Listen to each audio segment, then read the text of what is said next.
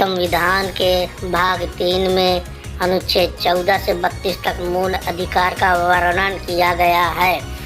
मूल अधिकार का उद्देश्य यह है कि ऐसे समाज का निर्माण हो जिसमें हर नागरिक समता और स्वतंत्रता का जीवन यापन कर सके तथा यदि राज्य या अन्य व्यक्ति किसी नागरिक के साथ भेदभाव करता है, उसकी स्वतंत्रता के मार्ग में बाधा उत्पन्न करता है तो उसे संवैधानिक संरक्षण मिले।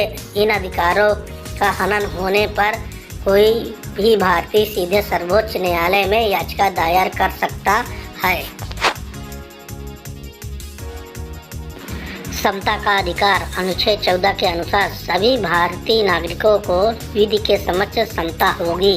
राज्य तथा भारत के राज्य क्षेत्र में किसी व्यक्ति को विधि के समक्ष समता या विधियों के समान संरक्षण से वंचित नहीं किया जाएगा।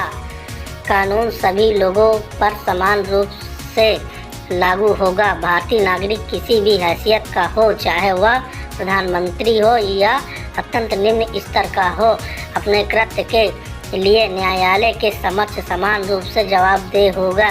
न्यायिक प्रक्रिया समान परिस्थितियों में सबके लिए समान होगी। केवल राष्ट्रपति और राज्यपाल न्यायालय के समक्ष जवाबदेह नहीं होंगे।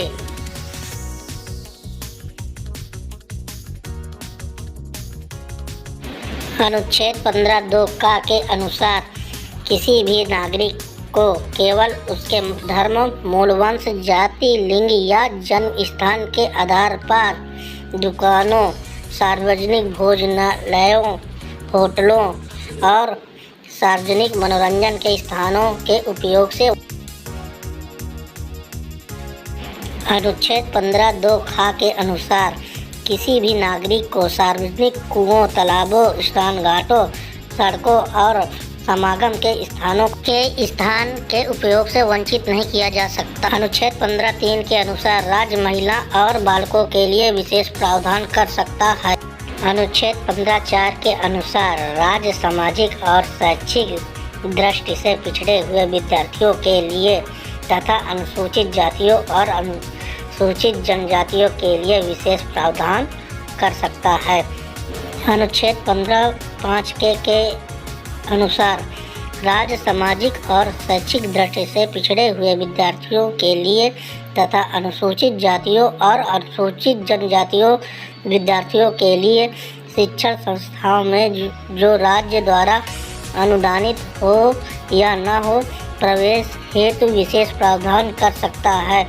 इनमें निजीकरण संस्थाएं सम्मिलित हैं, परंतु अल्पसंख्यकों की शिक्षण संस्थाएं सम्मिलित नहीं हैं।